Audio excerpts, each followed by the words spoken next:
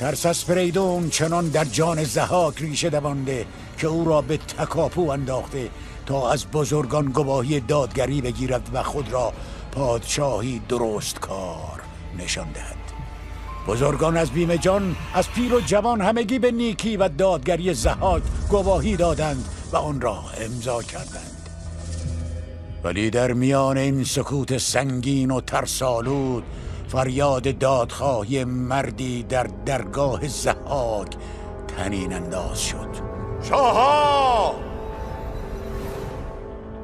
شاها، منم کافه دادخواه، آهنگری که کوره دلش با خون 17 جوان گداخته است. 17 ستاره از آسمان خانم فرو ریخته و اکنون دست اهریمنیت به سوی آخرین شعله امیدم دراز شده. تو شاهی و گر اژدها پیکری بباید بدین داستان داوری که گر 7 کشور به شاهی تو راست، چرا رنج سختی همه بهر ماست.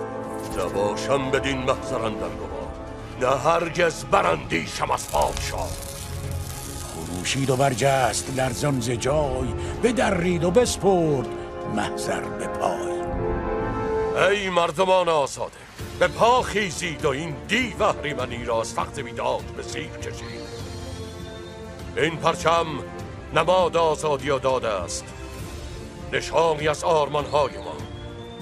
امروز روزی است که باید دلیرانه به سوی راستی گام برداریم. امروز روز گزینش میان فریدون و ضحاک است. کسی کو هوای فریدون کند، دل از بند ضحاک بیرون کند. بپویید که این مهتر آهرمن است، جهان آفرین را به دل دشمن است.